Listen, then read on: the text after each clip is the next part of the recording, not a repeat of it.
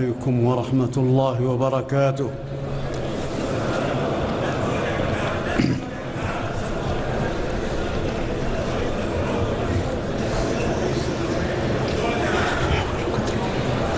الحمد لله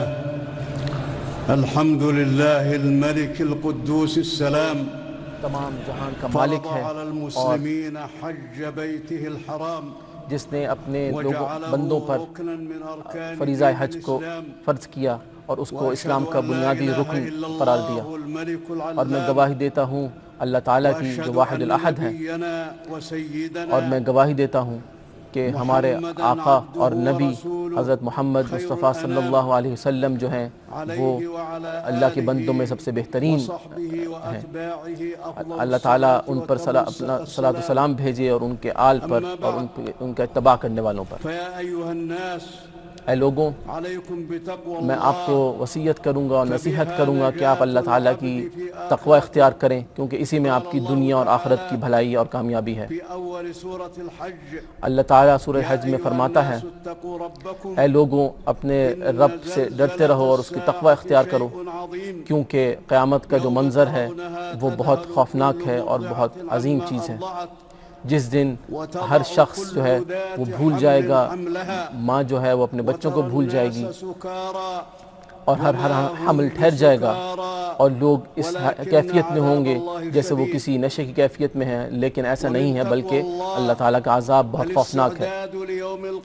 اور تقوی کا تقاضا یہ بھی ہے کہ ہم قیامت کے دن کی تیاری کریں اور نیکیوں پہ عمل درآمد کریں اور گناہوں سے بچاؤ اختیار کریں۔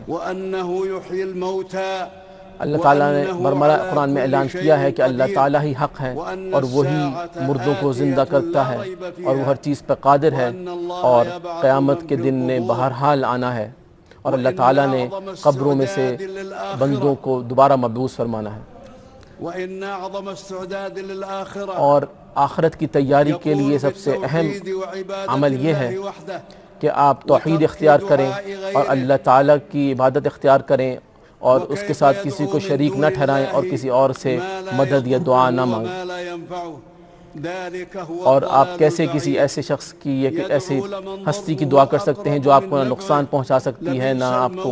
فائدہ پہنچا سکتی ہے۔ اللہ تعالیٰ کا فرمان ہے، جو اللہ تعالیٰ کے ساتھ کسی اور معبود کو شریک ٹھہراتا ہے تو وہ ایسا ہی ہے کہ جیسے وہ آسمان سے گر گیا اور اس کو یا پرندے نوچ ڈالیں یا اس کو ہوائیں اٹھا کے کسی اور جگہ پٹک دیں۔ اور اہل ایمان کا جو بنیادی خاصہ اور نشانی ہے وہ یہی ہے کہ وہ اللہ تعالیٰ کی توحید پہ عمل پیرا ہوتے ہیں۔ اللہ تعالیٰ نے ایک اور جگہ اعلان کیا کہ تمہارا خدا اور معبود ایک ہی ہے، لہٰذا مسلمانوں کو بشارت دے دیجئے۔ یہ وہ لوگ ہیں کہ جن کے سامنے جب اللہ تعالیٰ کی آیات سنائی جاتی ہیں تو ان کے دل نرم پڑ جاتے ہیں، اور جو نماز قائم کرتے ہیں اور ان کو جو رزق عطا کیا گیا ہے اس میں سے انفاق کرتے ہیں۔ لہٰذا اسلام کے جو ارکان ہیں وہ اس میں توحید ہے، اور اس بات کی شہادت ہے کہ اللہ تعالیٰ ایک ہے، اور نبی صلی اللہ علیہ وسلم اس کے بندے ہیں اور نبی ہیں، اور نماز کا قائم کرنا اور فریضہ حج ادا کے ساتھ ساتھ رمضان کے روزے اور زکوٰۃ کی ادائیگی رکھنا۔ وَلِمَنْ خَافَ مَقَامَ رَبِّهِ جَنَّتَانِ، اور یہ تمام بنیادی ارکان پہ عمل کرتے ہوئے اللہ تعالیٰ کی تقوی اور اس کا خوف مقدم رہنا چاہیے، اور صبر سے کام لینا چاہیے ہر مصیبت کی حالت میں۔ اللہ تعالیٰ نے وعدہ کیا ہے کہ جو صبر کرنے والے ہیں ان کو اللہ تعالیٰ بے پناہ اجر دے۔ اسی طرح ہمیں اللہ تعالیٰ کی تمام نعمتوں کے شکر بجا لانا چاہیے۔ اللہ تعالیٰ نے قرآن میں اعلان کیا ہے کہ ہم نے تمہارے لیے ساری نعمتیں مسخر کی تاکہ تم شکر ادا کرو۔ اور اللہ تعالیٰ کی اپنے بندوں کے بارے میں کچھ سنتیں ہیں، بندے کو چاہیے کہ وہ ان پہ یقین رکھے اور ان سے فائدہ اٹھائے۔ اللہ تعالیٰ نے قرآن میں وعدہ فرمایا ہے کہ جو افراد ایمان لے آتے ہیں اللہ تعالیٰ ان کا دفاع کرتا ہے اور ان کی مدد کرتا ہے۔ ایک اور جگہ اللہ تعالیٰ نے اپنی نصرت کا وعدہ کیا ہے کیونکہ وہی کامل قدرت والا ہے۔ قرآن مجید میں اللہ تعالیٰ نے ایسی اقوام کی مثال دی کہ جو ظلم کرتی تھیں اور اللہ تعالیٰ کی ناشکری کرتی تھیں، تو اللہ تعالیٰ نے تمام نعمتوں کے باوجود ان سے وہ تمام نعمتیں چھین لیں۔ وَلَقَدْ أَمَرَ اللَّهُ جَلَّ وَعَلَا خَلِيلَهُ إِبْرَاهِيمَ اللہ تعالیٰ نے اپنے نبی حضرت ابراہیم علیہ السلام کو یہ حکم دیا تھا کہ اپنی امت کو اور قوم کو حج کی دعوت دو۔ اللہ تعالیٰ نے قرآن میں فرمایا کہ تم حج کی دعوت دو تاکہ وہ دنیا کے ہر چپے سے یہاں پہنچیں، اور ان کو بیان کرو کہ اللہ تعالیٰ کی جو نعمتیں ان پہ نازل کی گئی ہیں، تاکہ وہ اس بات کی گواہی دیں جو اللہ تعالیٰ نے ان پہ فائدے نازل کیے ہیں اور اللہ تعالیٰ کا ذکر کرتے رہیں۔ ہم یہ گواہی دیتے ہیں کہ حجاج کرام دنیا کے ہر چپے سے یہاں حاضر ہو گئے ہیں جو اللہ تعالیٰ کے ثواب کے طلبگار ہیں۔ قال اللہ تعالی والمسجد الحرام الذي جعلناه للناس، اللہ تعالیٰ نے قرآن میں اعلان فرمایا کہ مسجد حرام وہ ہے جہاں لوگ جوق در جوق آ کے پڑاؤ ڈالتے ہیں، اور جو یہاں آ کے کسی بھی طرح کا ظلم کرے گا اس کو ہم بہت سخت عذاب دیں گے۔ لدعوة التوحید بإفراد اللہ بالعبادہ وترک الشرک باللہ، یہ حجاج جو یہاں موجود ہیں یہ توحید کی گواہی دے رہے ہیں اور شرک ترک کر چکے ہیں، اور ہم نے حضرت ابراہیم علیہ السلام کو بھی یہ حکم دیا تھا کہ شرک سے اجتناب کریں اور ہمارے گھر کو صاف کریں تاکہ یہاں آنے والے عبادت گزاروں اور حجاج کی عبادت کا انتظام ہو سکے۔ فيطهر البيت من كل ما لا يتناسب مع مكانته، لہٰذا اللہ تعالیٰ کے گھر کو ہر اس چیز سے پاک ہونا چاہیے جو اس کی اہمیت اور اس کے تقدس سے مناسبت نہ رکھتا ہو، لہٰذا حج کے دوران کسی قسم کی کوئی لڑائی جھگڑا یا کوئی ایسا عمل نہ کیا جائے جو مسلمانوں کی وحدت کو خراب کرے، اور نبی صلی اللہ علیہ وسلم کی تعلیمات پہ عمل پیرا ہونا چاہیے۔ بل طہارت فی الظاہر والباطن، اور اسی طرح ہر وہ پاکی اختیار کی جائے جو ظاہری ہے یا باطنی ہے، اور دوسرے حجاج کے حقوق کا اور ان کے آرام کا احترام کیا جائے۔ اللہ تعالیٰ فرماتے ہیں کہ جو اللہ تعالیٰ کی بیان کردہ حرمتوں کی تعظیم کرتا ہے تو یہ اللہ تعالیٰ کی نظر میں بہت بہترین تقویٰ ہے۔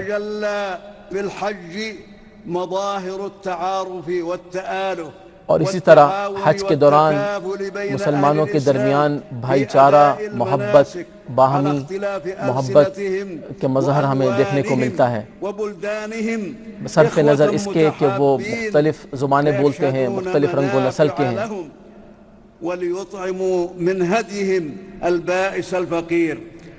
اور ان کو چاہیے کہ وہ آپس میں ایک دوسرے کو جو ان میں فقراء ہیں ان کی مدد کرتے رہیں اور ہمیشہ سچ بولیں۔ اللہ تعالیٰ کا برملا حکم ہے کہ کسی بھی غلط قول سے اجتناب کرنا چاہیے۔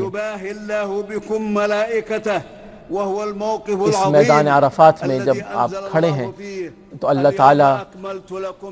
نے اپنے فرشتوں کو گواہ بنا کے یہ اعلان کر دیا تھا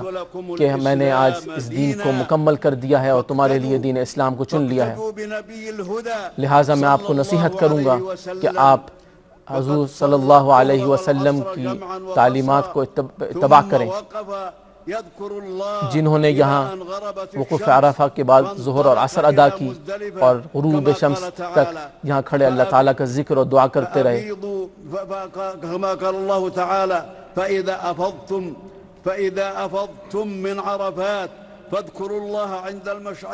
اللہ تعالیٰ نے قرآن میں آپ کو حکم دیا ہے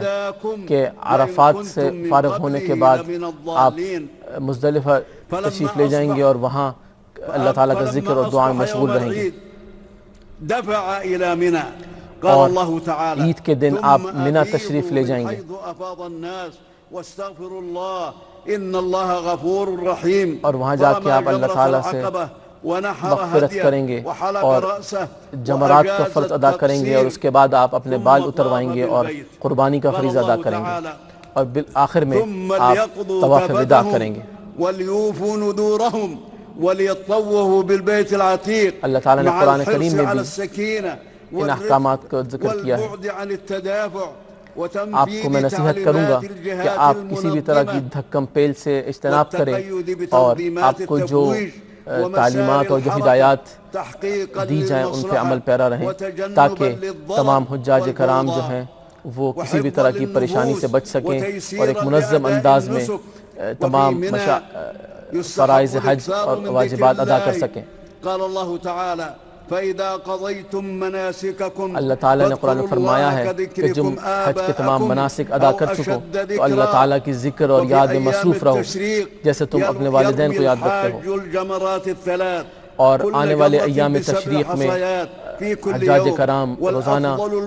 شیطان کو کنکریاں مارنے کا فریضہ ادا کریں گے، وَيَجُوزُ التَّعْجِيلُ فِي الْيَوْمِ الثَّانِي عَشَرِ اور افضل یہ ہے کہ آپ 13 ذی الحجہ تک کے مناسک ادا کریں، لیکن 12 ذی الحجہ تک بھی آپ کو یہ فریضہ ادا کر کے جلدی منا سے روانہ ہونے کی اجازت ہے۔ لمن اتقى